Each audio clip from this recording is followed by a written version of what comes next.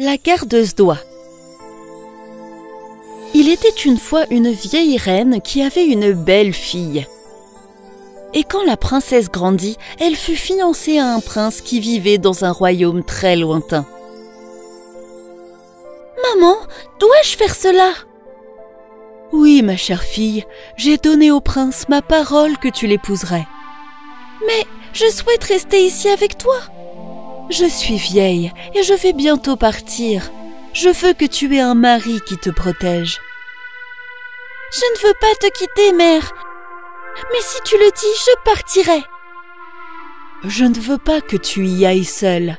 Alors ma servante Acha t'accompagnera. Votre cheval est-il prêt ? » ?»« Oui, mère. Nous sommes tous les deux prêts à partir maintenant. N'oublie pas qu'Acha m'est fidèle et je suis sûre qu'elle me dira tout ce qui t'arrive. » « Oui, je sais, maman. Ne t'inquiète pas. » La reine et sa fille sortirent du palais où la servante et les chevaux attendaient. « Allons-y, Acha. »« Comme tu veux, princesse. »« Au revoir, donc. » Ce que la reine ne savait pas, c'est qu'Acha était en colère, jalouse et avide. Elle voulait être une princesse et n'aimait pas du tout la fille de la reine. La princesse et la servante montèrent leurs chevaux et quittèrent le palais. Après de nombreuses heures de voyage, la princesse avait soif et dit à sa servante : « S'il te plaît, Acha, apporte-moi de l'eau du ruisseau. » « Faites-le vous-même si vous avez soif. Il suffit de s'allonger à la rivière et d'y boire. » La princesse était humble. Elle descendit de son cheval, se pencha sur l'eau du ruisseau, buva et remonta sur son cheval. Puis la servante dit : « Désormais, je donne les ordres et tu dois m'obéir. Maintenant, enlève ta robe et donne-la-moi et tu porteras la mienne. Je suis maintenant la princesse.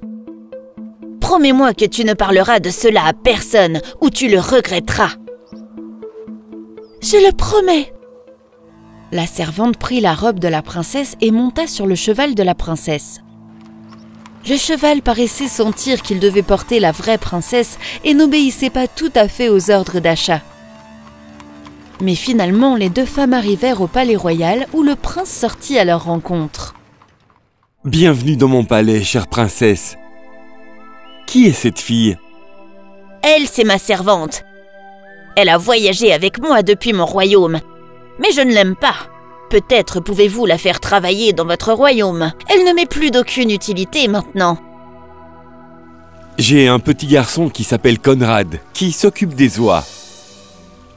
Je suppose qu'elle pourra t'aider. »« Oh, et au fait, s'il te plaît, tue mon cheval. »« Quoi ? Pourquoi ? Il me semble que c'est un si beau cheval. » »« J'ai failli mourir sur la route à cause de lui. » Acha avait conscience que le cheval de la princesse était en réalité un cheval magique parlant et qu'il pourrait dire à quelqu'un qu'elle n'était pas la princesse. « Je ne pourrai pas tuer votre cheval, mais si vous le souhaitez, je le mettrai en prison. »« Merci. » Le cheval fut enfermé en un endroit inaccessible à tout le monde. Le lendemain, Acha se rendit chez la princesse. « Tu ne reverras plus jamais ton cheval. »« Pourquoi me faites-vous cela ?»« Travaille, ou je dirai au prince de se débarrasser de toi aussi. » La servante s'en alla et la princesse se mit à pleurer. Soudainement, un vieux palefrenier l'approcha et lui dit : « Ne t'inquiète pas, je sais où se trouve ton cheval. Je t'emmènerai où il le garde. »« Oh, merci, brave homme !» Là, Conrad se cachait derrière un buisson et écoutait toute la conversation. Et il se dit : « Cela semble intéressant. Je viendrai aussi, et le roi en saura sans doute un peu plus à ce sujet. » Le palefrenier emmena la princesse voir le cheval. Conrad était caché derrière eux. « Voilà. Maintenant, il faut faire attention. »« Je le ferai. » Le vieil homme partit et la princesse se rendit à l'intérieur où se trouvait son cheval. Conrad la suivit. Dès qu'elle vit le cheval, elle dit : « Oh, pauvre cheval, que t'ont-ils fait ?»« Ma pauvre princesse, tu souffres aussi. Si seulement ta mère le savait, son cœur se briserait. » Conrad fut étonné lorsqu'il vit que le cheval pouvait parler. Oh mon Dieu, suis-je fou? Le cheval peut parler. Je dois le dire au prince. Mais me croira-t-il? Je ne sais pas, je dois y réfléchir. Pendant qu'il y réfléchissait, la princesse partit. Le lendemain matin, tout était normal comme d'habitude. La princesse se mit à peigner ses cheveux qui étaient comme de l'or pur. Conrad voulut lui arracher quelques cheveux. « Conrad, arrête de me déranger! Laisse mes cheveux tranquilles !» Mais vos cheveux sont si beaux. Souhaiteriez-vous que je vous tresse les cheveux? Non, arrête, Conrad! Mais je veux un peu de tes cheveux. Laisse-moi tranquille! La princesse cria. Puis elle parla au vent. Souffle, souffle, vent doux, je dis. Souffle le petit chapeau de Conrad et fais-le lui courir après, jusqu'à ce que je me sois tressé les cheveux.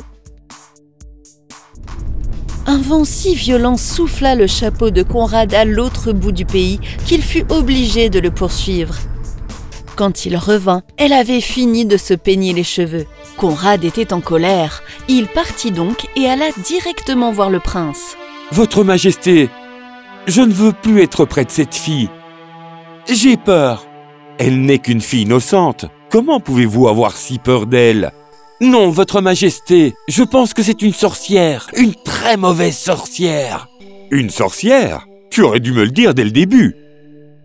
Allez, dis-moi. » « Eh bien, écoutez, Votre Majesté. L'autre jour, Conrad raconta au roi tout ce qu'il savait sur la princesse et son cheval, et sur la façon dont le vent avait soufflé son chapeau.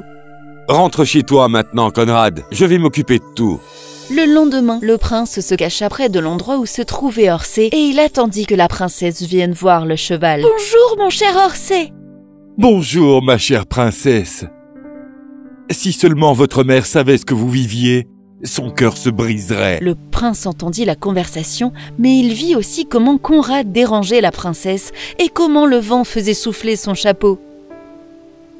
Puis, sans être vu, il s'en alla. Le lendemain, il demanda à parler à la fille en tenue de servante qui était la vraie princesse. « Ma Majesté, voulez-vous parler avec moi ?»« Oui, dites-moi, s'il vous plaît, s'il y a quelque chose qui vous dérange. Je veux dire, je vous ai observé, et je sais que quelque chose ne va pas. Vous pouvez me faire confiance. » La princesse pleura amèrement, puis elle vida tout son cœur, elle raconta tout. Le prince écouta attentivement et dit « Mon cher enfant, je me doutais qu'il y avait quelque chose qui clochait avec cette femme. Ta servante, Assa, mérite d'être punie. Elle sera enfermée en prison pour toujours, et je t'épouserai. »« Oh mon roi, merci, mais qu'en est-il de mon cheval ?» Ne vous inquiétez pas pour lui, il sera libéré. Le lendemain, le mariage fut célébré au palais. Il y eut une grande fête et le couple royal vécut heureux pour toujours. La fin.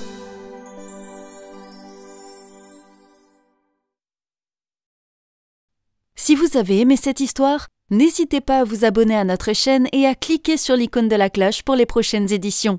Surtout, n'oubliez pas de commenter.